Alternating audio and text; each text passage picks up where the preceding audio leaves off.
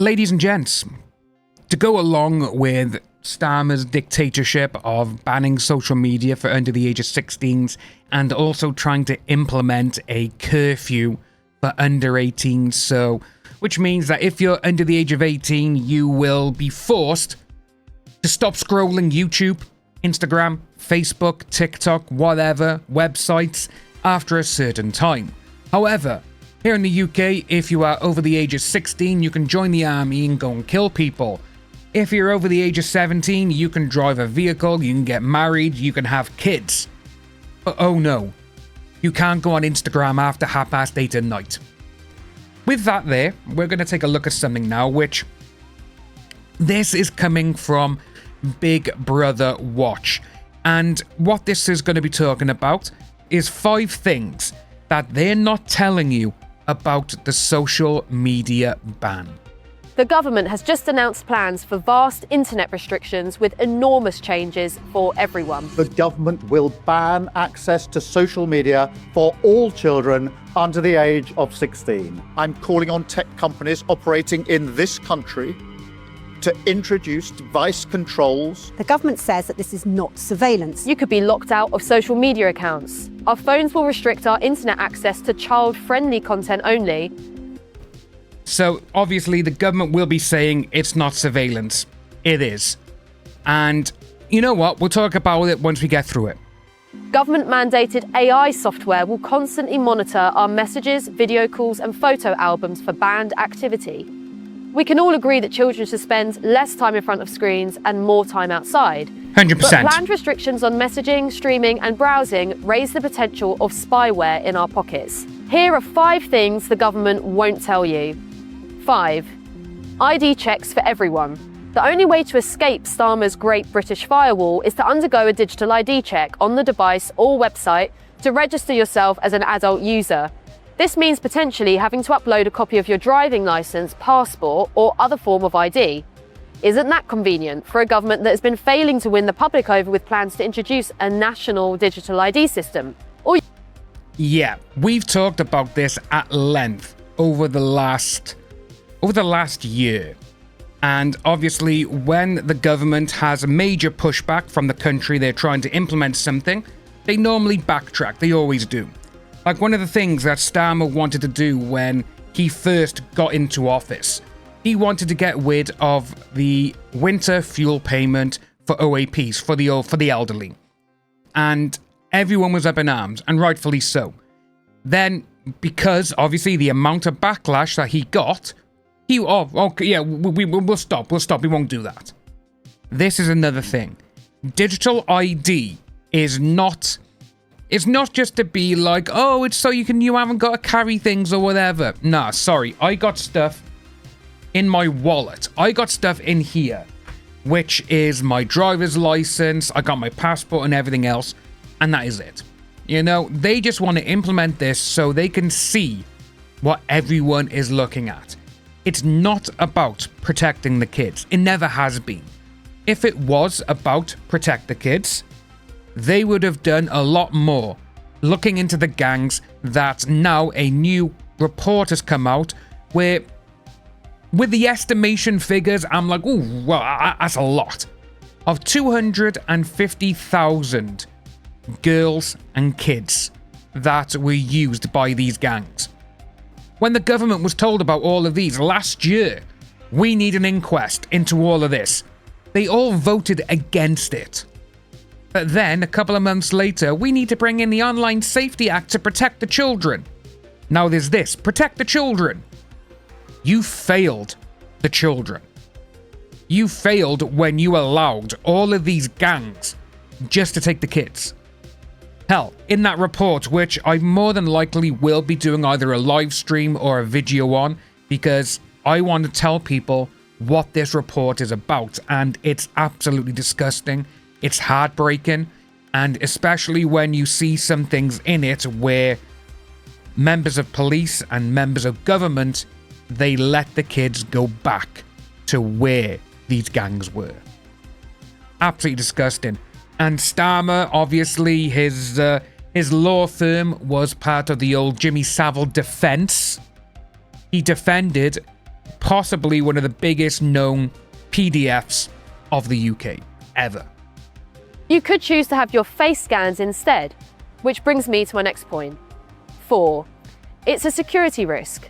These measures will be forcing children and adults alike into risky behaviours online by demanding people send IDs or open their webcams and take photos of themselves to send over the internet. Dangerous. What could go wrong with that? Well, a lot actually. In 2025, 70,000 ID photos from age verification checks were leaked from the messaging app Discord. The same year, a dating app called T promised to delete users' face scans. On Friday, the app says hackers gained access to thousands of images on the site, including ID cards and selfies. But instead, tens of thousands of them ended up on a notorious image board. See, there is so much wrong with all of this. And they're just there, oh no, it's to protect the kids. It's not. In my eyes, and the way it should always be, the parents are the ones who need to parent their kids. They need to know what their kids are doing. It's turning into one of the worst nanny states of the entire world. And to be honest with you, Keir Starmer is possibly the worst Prime Minister this country's ever had, because he is just bending over for certain people, and he's letting the rest of the country just go to shit. He really is. And seeing that you see all of this so far, and we've only done 2, there's so much wrong with this. It's going to hurt more people than they think it's going to protect. Because 1, kids will always find a way. They always do.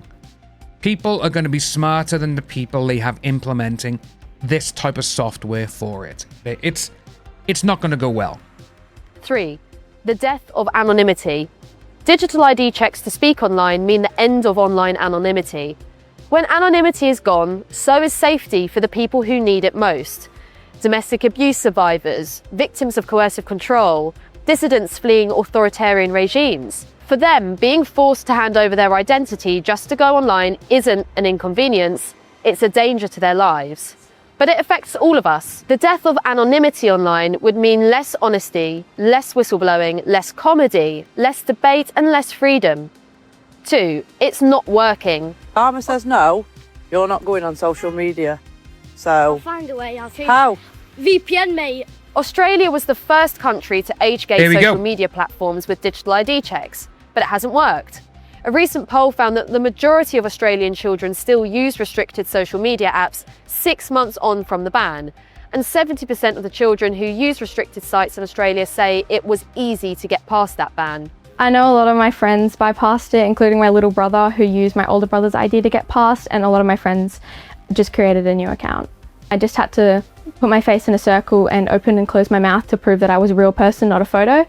And it waited for a minute. I got a few notifications saying you're back on, and then I got a screen that said you're back on Instagram, you're back on Snapchat, you passed the ban. Instead of keeping children off social media sites, the social media ban forces everyone to go through intrusive ID checks, putting our personal information at risk and ending privacy online. 1.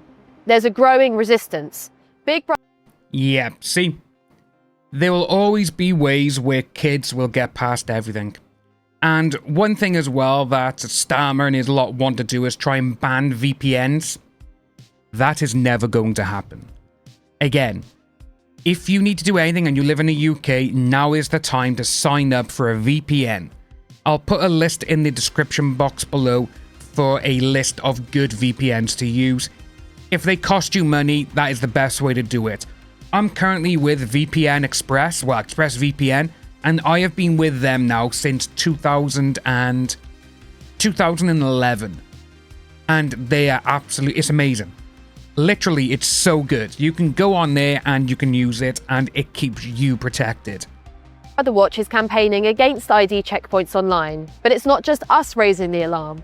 42 child protection representatives have issued a joint statement saying, "We believe that social media bans are the wrong solution." And how are teenagers taking the news? Yes, thank you, John. Well, we watched it on a big screen all together. I'm going to just do a quick thing now so you can see it. Could you please put your hands up, those of you who welcome the ban? Hands up for those who welcome the ban. So this just gives you an idea. I think it's... See? No one. Again, they are kids. They are going to be like, oh, you know, we want to go on or whatever. Understandable. But the thing is, there is ways that you go about doing things like this. There is ways to be done. But with this, like I said, the government, and as Big Brother Watch has said, and many other people, it's not about protecting the children. It's about being a dictatorship over the entirety of the UK. You will get people who will say, well, if you haven't done anything wrong, you got nothing to hide. No, you are right. But you are allowed privacy. You are allowed. If you're not doing anything wrong, okay, if you want to go ahead and do it with your ID, do it. That's up to you. I can't tell people not to do it, but I can advise you that there is going to be issues, that you will more than likely see your stuff hacked and taken from the website or the actual company that is storing your IDs, which they will say that they don't store them, but as in this video you saw that Discord, one of the main biggest social media apps where you can talk to people and everything else, they had it gone. And they said to everyone, we don't store them. Once you upload it, it's deleted. So how did 70,000 IDs get taken from the website hard drives? Makes you think. Pretty fair to say that most of these students there, 11 to 14, most are pretty disappointed with the ban. If this is really about young people, why were young people not at the centre of the process? And why were the experts ignored? That's why we're asking you today to help us build the biggest campaign against these sweeping internet restrictions by becoming a Big Brother Watch supporter. I'll put a link in the description underneath. And if you haven't already, please remember to subscribe to... Yeah, I'll leave their stuff below for you guys, but as you can see, they have got it by here. If you want to support it, I'll leave all this down below. But yeah, it's absolutely mind-blowing, this really is. And I've just seen by here, which is absolutely... It's so true. If I told you 10 years ago that you would need an ID to speak online, I'm sure you would have laughed in my face. Yeah. When social media came out around 2006, you had MySpace and everything else first, where, that's just showing my age. I am of the MySpace era. And it was just, having fun and everything else. But then when the government starts putting their nose in, and they actually hire a company to go out there and do a study. Oh yes, there's this technology out there called Harm Block, which it'll scan photos if there's a kid in it or whatever. You won't be able to see it, but the device will delete it if it's inappropriate. Which is right. Okay, cool. But then the people who said that they found this software, this Harm Block, which is the name of the software, is actually owned by the company that the government hired to do the study. Conflict of interest right by there. And what it is, I'll quickly show you it now. So, this is Harm Block, which is the world's first protected device. Oh, yeah, so if you want to have something like this, you're going to have to pay each month 20, 34, or 35 bucks a month because you need to have a brand new device. You can't just put it on your iPhone or your Samsung or your Android phone. You need to buy a brand new device. The company that owns this is, as you can see by here above me, is Safe2Net. Now, Safe2Net, as I said, they are the ones who are actually hired by the UK government to actually go out there and to do this study, which the new plans to stop children taking, sharing, or viewing these types of images. Yes, okay, it needs to be done. And to be honest with you, there should be more people teaching kids what they should and shouldn't be doing. But no, we're not going to do that. We're not going to blame the actual people who are allowing these things to go on. But it's going on. It says the new plans, big tech, Apple, Google, they must activate these inbuilt technical solutions, but they won't, because again, for Apple, they will need to redesign their entire operating system, and that's not going to happen.